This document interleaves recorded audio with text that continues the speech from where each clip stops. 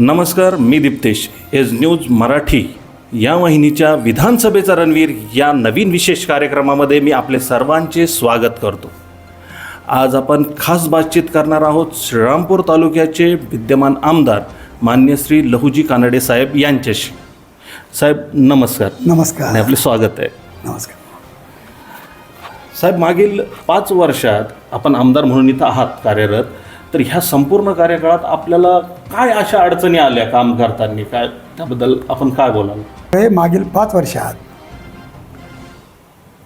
अडथळे होते. सर्वात मोठा अडथळा जगभरात महामारी सुरू झाली आणि बघता बघता आपण प्रत्येकजण आपापल्याच घरामध्ये बंदिवान झालो. एका टर्ममध्ये आमदाराला 5 वर्ष मिळतात. दुर्दैवाने कोरोनानेच माझे 2-2.5 वर्ष घेतले. बरोबर. त्यामुळे राजकीय पुढाऱ्यासाठी ही सर्वात दुःखद आणि अत्यंत त्याच्या कारकिर्दीच्या दृष्टीनं शोकांतिका होती. कारण राजकीय पुढारी म्हटल्यानंतर तो असतो लोकप्रतिनिधी. अपेक्षित असतं लोकसंवाद, लोकांच्यामध्ये मिसळून वागणं, लोकांच्या सुखदुःखात जाणं. आणि एखाद्या लोकप्रतिनिधीला 2.5 वर्ष तेच बंद होणं म्हणजे केवढं कठीण असेल याची कल्पना करा. हा अडथळा नंबर 1. अडथळा नंबर 2, आमचे नेते बाळासाहेब थोरात, आदरणीय शरद पवार साहेब आणि उद्धव ठाकरे साहेब या तिघांनी राजकीय चातुर्य दाखवून मी आमदार झाल्यानंतर महाविकास आघाडीचं सरकार बनवलं. खरं तर आमची विरोधी पक्षात बसण्याची तयारी होती, परंतु आमच्या नेत्यांनी बहुजन समाजाचा विचार करून, महाराष्ट्राच्या स्वाभिमानाचा विचार करून, भाजपला सत्तेपासून दूर ठेवून महाविकास आघाडीचं सरकार बनवलं. आमच्या सरकारला प्रारंभ झाला, विकास कामे मंजूर होत राहिली. मुख्यमंत्र्यांनी विभागवार बैठका लावल्या आणि नाशिकच्या पहिल्याच बैठकीमध्ये मला विचारलं की लहुजी, सर्वात महत्त्वाचा काय विषय आहे तो फक्त सांगा, मी मंजुरी देतो. म्हटलं सर, मी श्रीरामपूरचं प्रतिनिधित्व करतो आणि श्रीरामपूर पूर्वेकडील नॅशनल हायवेपासून 21 किलोमीटर दूर आहे, 26 किलोमीटर, आणि पश्चिमेकडच्या नॅशनल हायवेपासून 19 किलोमीटर दूर आहे. तेव्हा मला बाबळेश्वर तो नेवासा हा या दोन्ही नॅशनल हायवेला जोडणारा रस्ता मंजूर करून द्यावा. त्याशिवाय माझी श्रीरामपूरची बाजारपेठ, माझं श्रीरामपूरचं स्थान आणि सर्वात महत्त्वाचं त्याच रस्त्यावर वसलेली श्रीरामपूरची MIDC यांचा विकास होणार नाही. आणि क्षणाचाही विलंब न करता 167 कोटीचा रस्ता मंजूर झाला. याला जोडून म्हटलं सर, हे झालं, परंतु मी दुर्दैवी आहे, इथं मुळा प्रवराचं मुख्यालय होतं, परंतु हा एकमेव तालुका आहे महाराष्ट्रातला का या तालुक्याला स्वतःचं हाय पॉवर सबस्टेशन नाही. योगायोगाने त्यावेळेस चीफ सेक्रेटरी अजय मेहता होते की जे दीर्घकाळ वीज मंडळाचे चेअरमन राहिलेले होते. त्यांनी त्यांच्याकडे बघितलं आणि विचारलं, हे खरं आहे का बोलतात ते? त्याने हो, श्रीरामपूरचं विभाजन झालं, हाय पॉवर सबस्टेशन महाबळेश्वरला गेलं, आता श्रीरामपूरला सबस्टेशन नाही. काय म्हटलं साहेब, श्रीरामपूरला वीज येते नेवाशावरून किंवा बाबळेश्वरवरून, हाय टेन्शन लाईन गेली उसातून. रात्री जर घोटाळा झाला तर बिबटे असतात. आणि आपलं 220 kV हाय पॉवर सबस्टेशन मंजूर झालं. आता MIDCमध्ये ते काम सुरू होत आहे. एका बाजूला हे सुरू होतं, महत्त्वाचे प्रश्न म्हणून आम्ही ते मांडत होतो, आणि दुसऱ्या बाजूला पेंडॅमिक आलं, कोरोना आला आणि आपल्याला घरामध्ये बंदिस्त होऊन बसावं लागलं. हे अत्यंत दुःखद होतं. याच गोष्टीचा गैरफायदा घेऊन भारतीय जनता पक्षानं शिवसेना फोडली आणि महाविकास आघाडीचं सरकार पडलं. तो फार मोठा शॉक होता. एखादा राष्ट्रीय पक्ष, एखाद्या राज्यातील प्रादेशिक पक्षाचे आमदार खोके देऊन फोडू शकतो, ही एक नवीच गोष्ट होती. परंतु आमदार फोडले आणि खोके सरकार अस्तित्वात आलं. या सरकारने आल्यानंतर सर्वात मोठी कामगिरी काय केली माहीत आहे? आम्ही विरोधी पक्षात होतो, महायुतीचं सरकार आलं. यांनी सर्वात मोठं पुण्याचं काम पहिल्यांदा काय केलं तर महाविकास आघाडीनं आमच्यासाठी मंजूर केलेली विकास कामं एकतर रद्द केली किंवा स्थगित ठेवली. हे संकटच होतं. ती कामं काही आमदाराच्या घरची कामं नव्हती.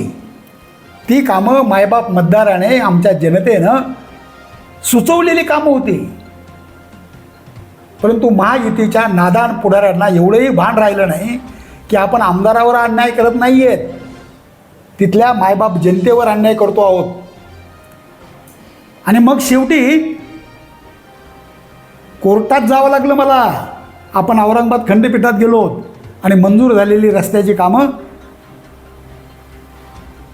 माननीय न्यायमूर्तींनी महायुतीच्या या नादान पुढाऱ्यांच्या थोबाडात मारली आणि पुन्हा ती मंजूर केली आणि आपण ती करू शकलो. अडथळे होते ना, परंतु आम्ही लढत राहू आणि या सर्वांच्यामध्ये लढण्याचं बळ माझ्या श्रीरामपूर विधानसभा मतदारसंघातील मायबाप जनतेनं मला दिलं. त्यामुळं अडथळे होते, पण या मतदारसंघाचा विकासाचा रथ थांबवू दिला नाही. अगदी साहेब, नक्कीच. मागील 5 वर्षांचा हा जो आपण अनुभव कामाचा मांडता, तो असा कसा होता अजून आपला, की आणखीन काय करायचं राहिलंय जे आपण करणार आहात यावेळी? हे बघा,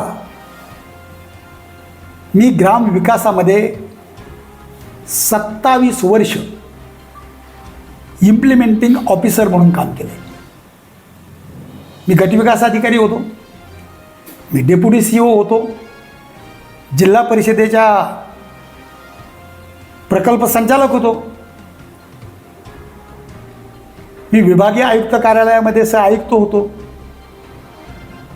मी मंत्रालयात होतो, मी अनेक महामंडळांचा MD होतो आणि मी विकास प्रशासनामध्ये होतो. त्यामुळं एकतर मी खेड्यातून शेतकऱ्याच्या पोटी जन्मलेला पोरगा आहे, खेड्यातच शिकलेला, खेड्यात वाढलेला पोरगा आहे. त्यामुळं शेतीचे आणि मातीचे प्रश्न हे मला मुळातच माहीत आहेत. योगायोगाने प्रशासकीय अधिकारी म्हणून ग्रामविकासामध्येच काम करायला मिळालं. त्यामुळे ओघानेच ते प्रश्न कसे सोडवायचे याचा अनुभव मिळाला मला 27 वर्ष. त्यामुळं प्रशासन, शासन, विकास योजना, प्रकल्प हा तर माझा श्वास आहे ना. नक्कीच नक्कीच. आणि तो अनुभव, ते ज्ञान आपण जर लोकप्रतिनिधी झालो, सरकारात गेलो तर आपल्या मायबाप जनतेचे प्रश्न सोडवण्यासाठी कामं येईल. म्हणून तर खरं मी राजकारणात आलो. इतर लोक कोणत्या कारणाने राजकारणात येतात मला माहीत नाही, परंतु माझं जगून झालेलं आहे. मी संपन्न जीवन जगलेला असा माणूस आहे. तेवढंच नाही, मी अधिकारी म्हणून सत्ता भोगलेली आहे. सत्ता मला नवीन नाही आहे, लक्षात आलं? हे नवं नाही आहे मला. परंतु जाणीवपूर्वक मी वयाच्या म्हणजे या फेजमध्ये मुद्दाम राजकारणात आलो एवढ्यासाठी की आपलं ज्ञान, आपला अनुभव आपल्याबरोबर सरणावर जळता कामा नये. कारण ते लोकांनी दिलेली देणगी आहे. लोकांचं धन लोकाला परत केलं पाहिजे. त्यामुळं काम करत असताना तुम्हाला एक गंमत सांगतो. माझी माणसं सतत माझ्या भोवती, कुटुंबातला आपला मुलगा आमदार आहे या भावनेनं सतत सोबत राहिली. अगदी अगदी. मी देखील ग्रामविकासात काम केलेला अधिकारी असल्यामुळं प्रत्येकाचा सन्मान ठेवणं, तुम्हाला माहीत नसेल माझा फोन मी स्वतःच घेतो. माझे पेकडे वगैरे फोन नसतो. हो. कोणत्याच आमदाराचं नसेल असं 24 तास चालणारं ऑफिस मी बेलापूर रोडला सुरू केलं. हो. आणि माझा भर प्रामुख्यानं माझ्या गरीब दुबळ्या माणसाशी तो आल्यानंतर भेटल्यानंतर त्याचं समाधान होईल एवढं मी त्याच्याशी बोलतो. आणि तोही दिलखुलासपणे माझ्याशी बोलतो. अहो, एखादा फाटका माणूस जेव्हा डायरेक्ट आमदाराच्या रूममध्ये येतो तेव्हा त्याला केवढं बरं वाटतं. मला एक जण सांगत होता, साहेब आम्हाला यापूर्वी असं कोणाच्या आमदाराच्या जवळ नाही जाता आलं.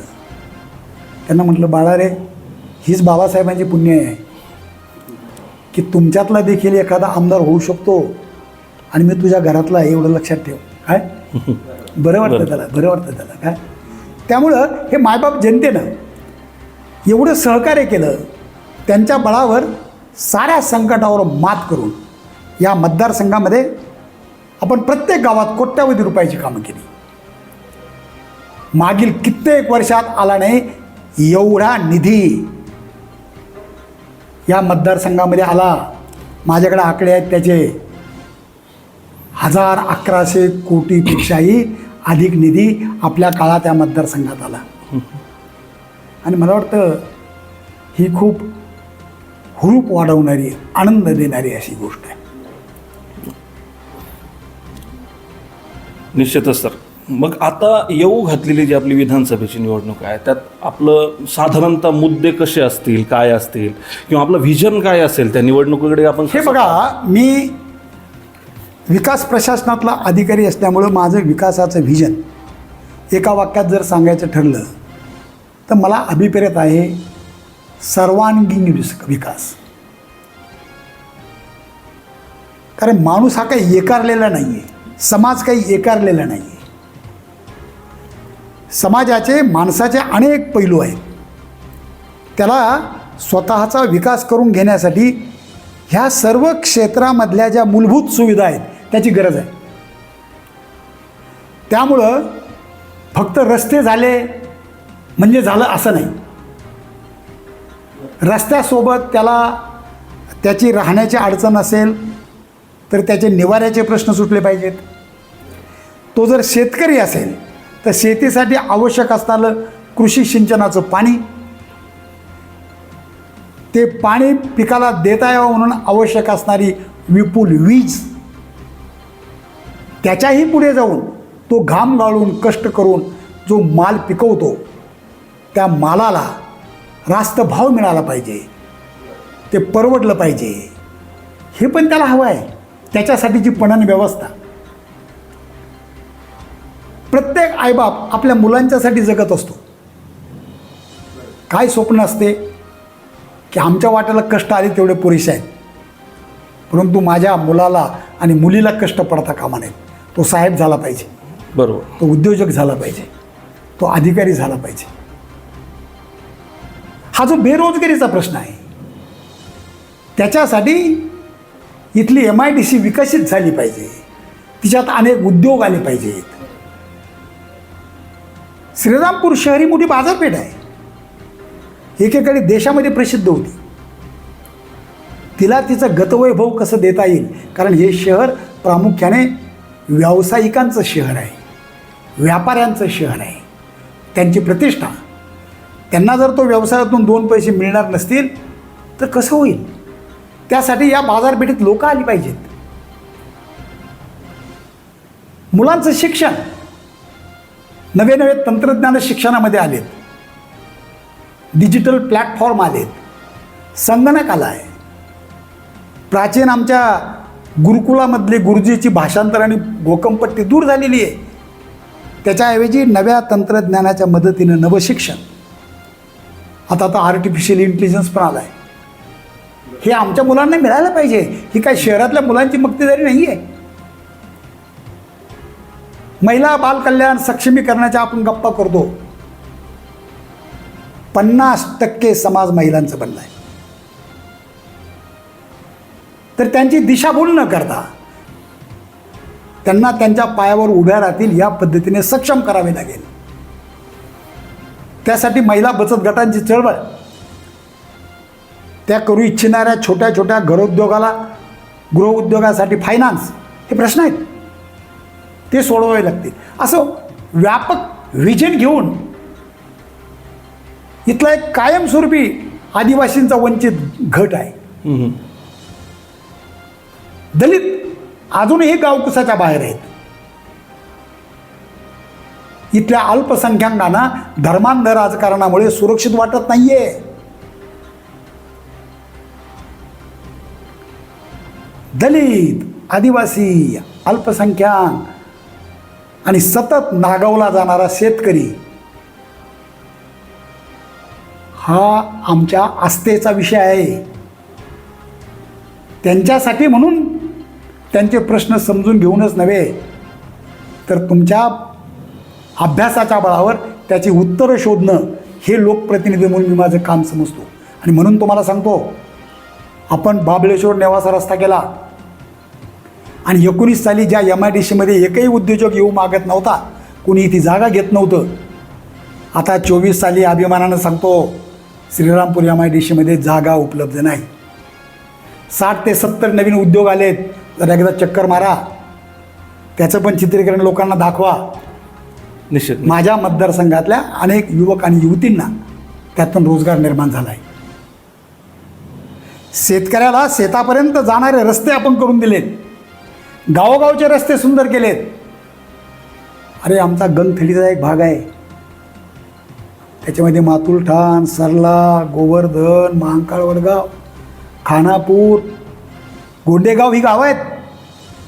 कोणीच बघितलं नाही हो त्यांच्याकडे. कारण सर्वजण म्हणायचे त्या गावामध्ये मतदान फार कमी आहे, मग एवढा निधी त्यांना कशाला द्यायचा. मी अभिमानाने एक गोष्ट सांगतो, मी कबीरावर प्रेम करणारा माणूस आहे. मला कबीराची एक ओळ आठवते. तो एका ठिकाणी म्हटला होता, सगरी दुनिया सयाने भाई मैं अकेला बौराणार आहे. मला दिसत होतं की श्रीरामपूरची बाजारपेठ विकसित व्हायची असेल तर नेवाशाकडनं लोक येणार नाहीत, राहुरीकडनं येणार नाहीत, शिर्डीकडनं बी येणार नाहीत. एकाच ठिकाणी ते लोक येऊ शकतात मराठवाड्यातून. आणि मी त्या भागातले सारे रस्ते केले. वा. इतके सुंदर केले की मागच्या 40 वर्षात झाले नव्हते. लोक म्हणतात इतकं सुंदर होऊ शकतं. गोदावरीवर पूल केला आपण नागमठाणचा, का जो 17 वर्षे खिसपत पडला होता. महांकाळ वडगाव ते सरला तो पण रस्ता केला. सरला बेट ते हारेगाव दर्जा उन्नत करून रस्ता केला. इकडनं नाऊरचा पूल वापरता यावा म्हणून पुंतांब्याकडनं नाऊरकडे येणार रस्ता, उंदेरगावकडनं नाऊरकडे जाणार रस्ता आपण हे केलं सारं. त्याची जादूची किमया काय झाली माहीत आहे तुम्हाला? जरा सकाळी सकाळी श्रीरामपूरच्या बाजार समितीमध्ये जा आणि तुम्हाला असं दिसेल का तिथे 70% माल वैजापूर गंगापूर तालुक्यातून येतोय, मराठवाड्यातून येतोय. त्या शेतकऱ्यांना यायला इतकं सुलभ झालंय. जी माणसं इकडे यायलाच मागत नव्हती ती माणसं येत आहेत, तिथं माल विकतात.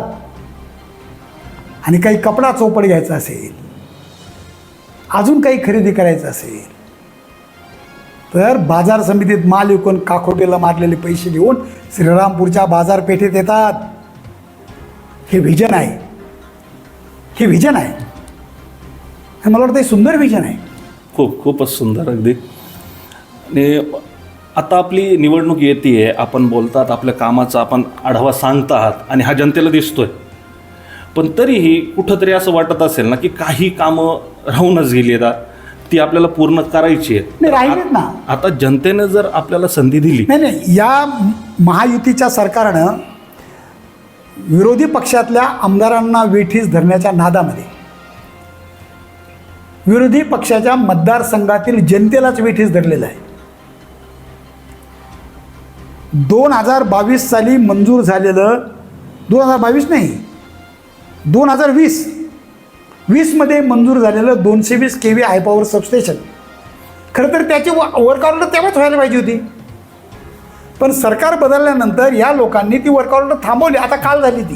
हां, ओके, ते करून घ्यायचं आहे. खरं तर ते झालं असतं तर जसं वांजुळपोळीचं सबस्टेशन झाल्यामुळं त्या भागातल्या लोकांचे प्रश्न सुटले, घोगरगावचं सबस्टेशन झाल्यामुळं त्या भागातले विजेचे प्रश्न सुटले, आम्ही औरंगाबादवरून त्या 4-6 गावासाठी लिंक लाईन आणली, त्या भागातले प्रश्न सोडले. तसे संपूर्ण तालुक्याच्याच विजेचा प्रश्न सुटला असता ना. ते करून घ्यायचं आहे. आम्ही लाख ते काणेगाव 12 कोटीचा पूल मंजूर करून घेतला. आज त्याचं काम चालू आहे. ते पूर्ण करून घ्यायचं आहे. मला त्याच्याही पुढे जाऊन, मी ग्रामविकासाचा अधिकारी होतो, मला प्रत्येक गावाचा शहरासारखा DP बनवायचा आहे. कारण आमचं शहर हे, आमचं प्रत्येक गाव डिस्ट्रक्चराईज झालं आहे, खंडित झालं आहे. अनेक वाड्या वस्त्यावर लोक राहायला गेली आहेत आणि त्या वस्त्यांच्यावर जाणारे रस्ते कुठंच रेकॉर्डवर नाही आहेत. त्यामुळं गाव शिवाराचा DP तयार करणं आवश्यक झालेलं आहे, जेणेकरून ते रस्ते सरकारच्या रेकॉर्डवर येतील आणि सरकार त्या रस्त्यांच्या दुरुस्तीसाठी निधी देऊ शकेल. हे मोठं काम करायचं राहिलं आहे. शहरामध्ये झोपडपट्ट्या आहेत, अतिक्रमण आहेत, कारण माणसाला कुठेतरी राहावंच लागतं ना. तो कुठेतरी जिथे जागा मिळेल तिथे झोपडं करून राहतो. आम्ही प्रयत्न करून या सर्व लोकांच्यासाठी 20-25 एकर जागा मिळवली आहे, संघर्ष करून मिळवलेली आहे. कारण बाजूला शेती महामंडळाशिवाय दुसरी जागा नव्हती. आपण ती DPमध्ये त्याच्यामध्ये निवासी संकुलासाठी ते दाखवलेलं होतं. ते सरकारला देणं भागच होतं. मी भांडत राहिलो, ती जागा मिळाली आहे. त्या 22 एकराच्या भूखंडावर या शहरातल्या साऱ्या झोपडपट्ट्यांचं पुनर्वसन करायचं आहे. या शहरामध्ये भुयारी गटार योजना झाली. दुर्दैवाने वॉटर ट्रीटमेंट प्लॅन्टसाठी जागा नव्हती, तरीही नगर परिषदेच्या अधिकाऱ्यांनी स्वार्थी हेतूने तो पैसा खर्च केला. विधानमंडळामध्ये मी ते मांडलं की जागा द्या, जागा दिल्याशिवाय हा 60-65 कोटी रुपयाचा खर्च जर वॉटर ट्रीटमेंट प्लॅन्ट झाला नाही तर वाया जाईल. वास्तविक त्या योजनेसाठी प्रयत्न करून ती जागा मिळवली. ते काम पूर्ण करून घ्यायचं आहे. ती योजना रिवाईज करावी लागेल, ते काम करून घ्यायचं आहे. या शहरामध्ये एक मोठं क्रीडा संकुल मंजूर केलं होतं. या महायुतीच्या सरकारनं ते रखडवलं. मंजूर हक्काचं, ते पूर्ण करून घ्यायचं आहे. सर्वात महत्त्वाचं, आज श्रीरामपूर हा मेडिकल हब होतोय. आम्ही इथे दूरदृष्टी ठेवून ऑक्सिजन प्लॅन्ट उभा केला आहे. त्यातून इथल्या सर्व हॉस्पिटल्सला ऑक्सिजन पुरवण्याची योजना आहे. तो उत्तम प्रकारे कार्यान्वित करून घ्यायचा आहे.